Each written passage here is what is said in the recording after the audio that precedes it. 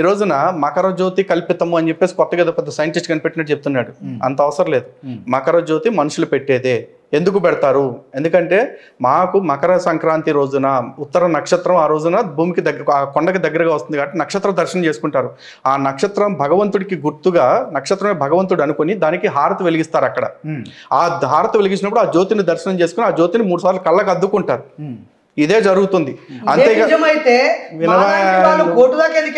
ఎవడెళ్ళమన్నాడు? నీకు డబ్బులు ఎప్పుడు పోతాయి? ఏళ్ళకి కోసం 1999లో దాదాపు 300 మంది పంబా నదిని కట్టినటువంటి వంతెన కూలిపోయి చచ్చిపోయినటువంటి పరిస్థితి ఏంటి? అయ్యా ఇది దర్శనము, ఉత్తర నక్షత్రము, ఇది రేవతి నక్షత్రము, లేదా ఇది ఆకాశంలో వచ్చే నక్షత్రము, ఇది గంగా హారతి లాంటిది, దీన్ని మీరు గౌరవించండి అంటే ఎవడద్దంటున్నాడు? ఎన్నో అసత్యాల్ని సత్యాలుగా చెప్పినప్పుడు, ఎన్నో అబద్ధాలను నిజాలుగా చెప్పినప్పుడు, లేదా కొన్ని విలువలను బోధించినప్పుడు, కొన్ని మంచి కూడా చెప్పినప్పుడు మేము దాన్ని ఎందుకు వ్యతిరేకిస్తాము?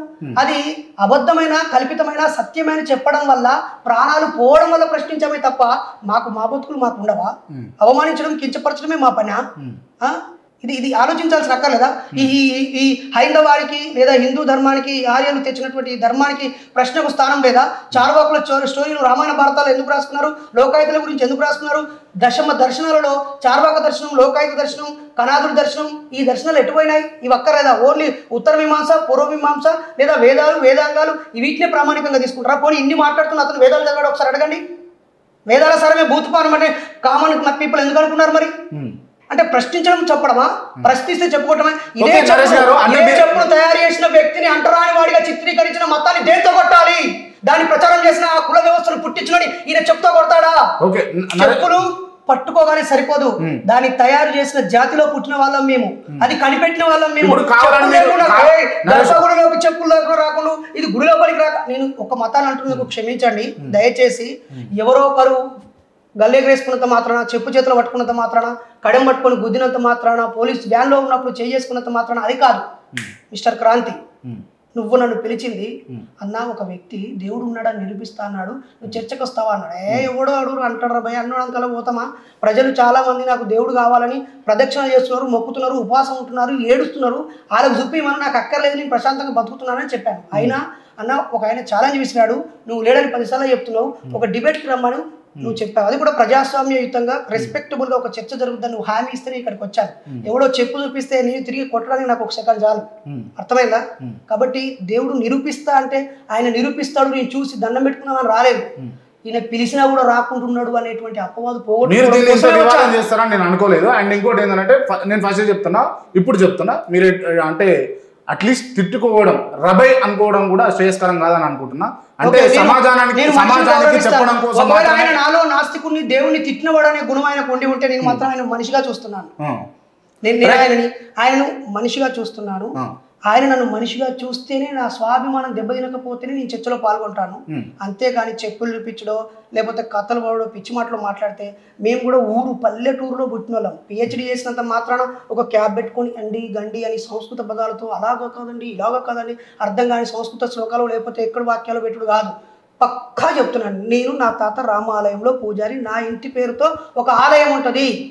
అర్థమైందా బ్రదర్?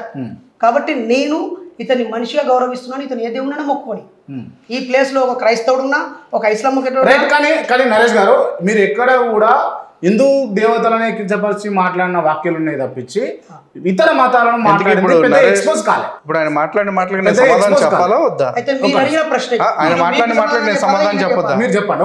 ఒక్క నిమిషం నేను అడుగుతున్నా. క్రాంతి, నేను దేవుడు లేడు అన్నా, నేను వాళ్ళ టైంలో నేను డిస్టర్బ్ చేయాలి. నా టైం నాకు ఇవ్వండి. క్రాంతి గారు, నా టైం నాకు ఇవ్వండి. మాట్లాడిన తర్వాత రిక్వెస్ట్ చేస్తున్నాను, నువ్వు నా తమ్ముడుగా భావించి నిన్నే అడుగుతున్నాను. నేను క్రైస్తవము, ఇస్లాము, బౌద్ధము, జుడాయిస్టిజము లేకపోతే సిక్కిజము ఇంకేదైనా ఇది ఉన్నది అది లేదు అనలేదు. ఏ దేవుడు లేడు ప్రజలారా ఆలోచించండి అన్నాను.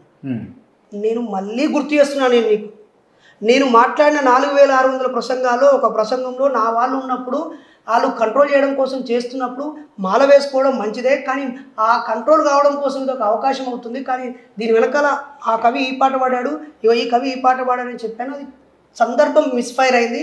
దానికి నా వల్ల బాధపడ్డ మంచి భక్తులందరికీ క్షమాపణ కూడా 10 సార్లు చెప్పాను.